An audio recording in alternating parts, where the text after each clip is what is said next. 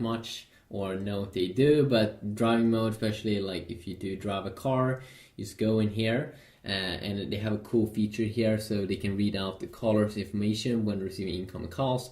Also read out sender's information when new messages arrive, which is pretty cool. Also here with an alarm, read out alarm information when alarm sound, because you can have information over there. So driving mode, especially very useful. Now there's a feature that I usually use a little bit more, which I do enjoy, and that is the blocking mode. Now with the blocking mode, of course, it could do here is that it could block incoming calls. So let's say you just don't want to hear your phone or anything, this one will easily just block the call. You can still see though that you've been getting a call. You can also make so it turns off all notifications, turn off all alarm and timer, and also you can set the time here when you want this to be turned on, so quite useful. If you continue on here with some other useful, of course we have these obvious like screen rotation, vibrate, Wi-Fi, etc. One tip here also is if you want to go into the settings, you can just hold in on the icon and you immediately will be brought into that place. So it works also here with, let's say, Bluetooth. So it will open up the Bluetooth page basically just by doing so. And do we have anything more interesting here? Of course, airplane mode, kind of obvious what it's doing. Airplane mode, of course, if you're on an airplane, you can see here turn off call messages and that and network features, etc. So if you are in an airplane, you should definitely put that on. Smart Stay, which is a pretty nice feature where the screen will stay on as long as you're looking at it. Now this is the only smart thing, smart screen feature that you do get inside of the S4 Mini. I mean, the Galaxy S4 of course comes with a ton of smart screen features, but you only get in the S4 Mini the Smart Stay feature. So as long as you are looking at your phone, okay, as long as you're looking at your phone, you can see some information here. As long as you're looking at your phone with your eyes and it's not dark in the room or where you are, the phone will stay on. So you can see here exactly how it works. The device is held steady, upright device is well lit. The front camera is not being used by another application, so of course you can't use another application that's using the camera to make this to work. So you can have that your phone will go off, that the display will go off after like 1 minute if you don't look at it. Of course, just go into the settings area, and this is of course a very good way to save up battery. So just go to the display here and you can have screen timeout, that it should time out even after 15 seconds if you don't look at your device. So let's try this out and see if it works. So let's have Smart Stay on and let's see if the display, if it first goes off after 15 seconds. So I'm just gonna wait here a little bit and we'll see if it will turn off the display after 15 seconds because I don't look at the device. Okay, there we go. So now let's see here when we are looking at the display. So I'm currently looking at it. I'm looking at it. I'm looking at it. I'm looking at it. And yes, I'm looking at you, and you should not turn off the display. And it seems like it is working.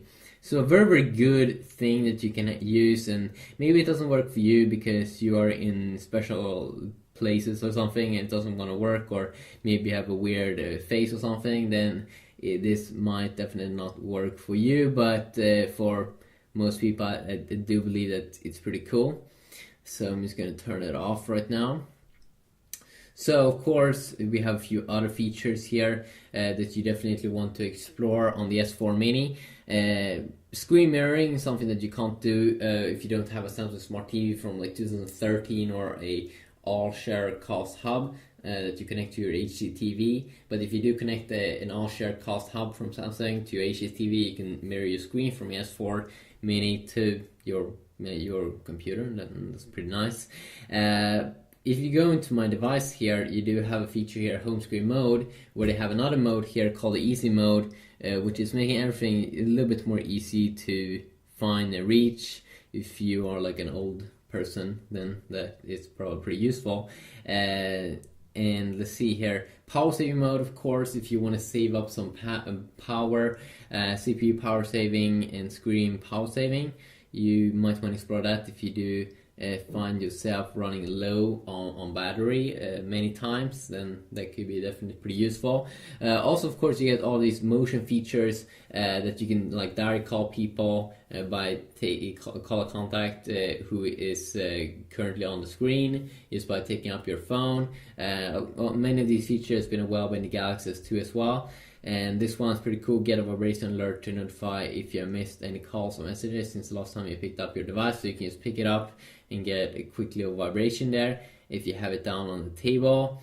You also have some other ones here that you definitely can explore. Palm motion also here, that you can mute, pause your phone if it's making sound. It's by putting your hand over the display, which also could be pretty useful. You should probably not go into gyroscope calibration because you probably don't need that stuff. You also might want to go into this display here, and if you see yourself don't want to have the brightness, maybe you can save up more battery if you have it on automatic, because then it probably will save up a little bit more and you don't have to change brightness all the time.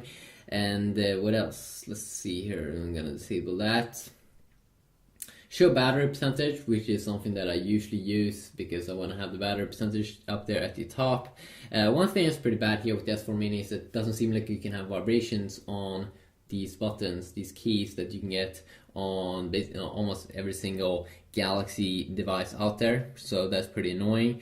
Data usage here, which is pretty good, of course, if you want to see how much data you're using, if you're on a carrier and you need to be at a specific kind of how many gigs you can use each month before you can pay. You have to pay extra, so you can see here how much I've used, like 6 gigabytes used between July 30th and August 6th.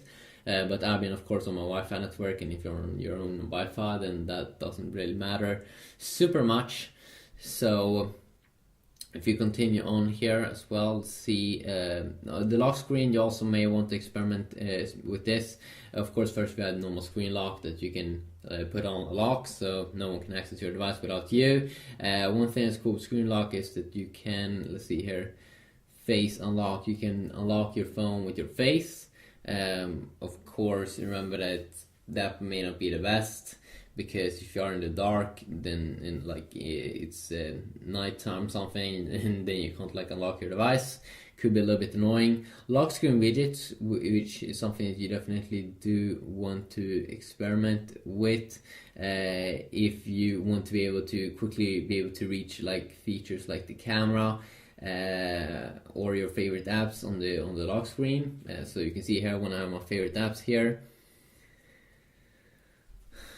you can see swipe. See here, okay.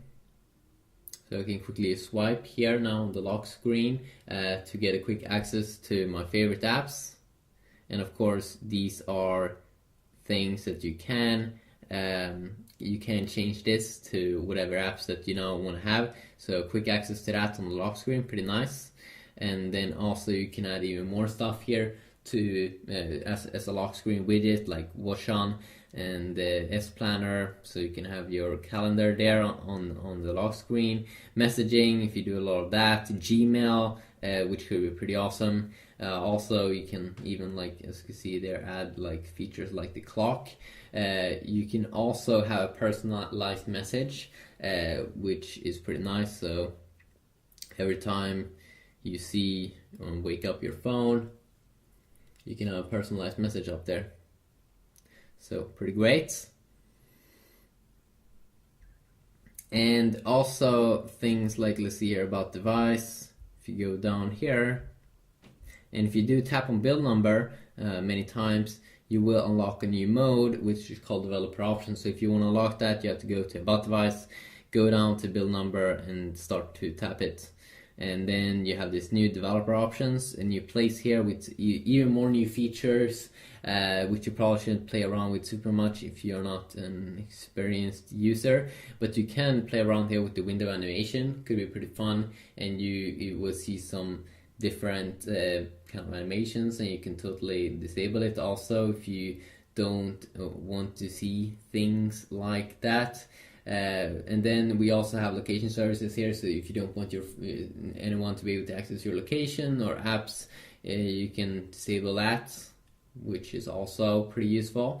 Of course, you have a normal account page here, where you can see cloud. You can link your Dropbox account and sync up all of your stuff to the cloud, which could be pretty useful as well. Let's see here. Of course, we do have normal call features, but just quickly a video showing off some of the things that you can, of course, do with the S3 Mini, or with the S4 Mini, I mean. Also, if you want to have a quick access to some of these quick toggles things, you can just hold in, as you see there, the power button, and then you get quick access to even restart airplane mode and that network if you want to enable and disable that, vibrate mode if you quickly want to enable and disable that as well. So just quickly look here. Hopefully you enjoyed this video. If you did, please leave a like, and hopefully I'll see you all in the next video. Peace out.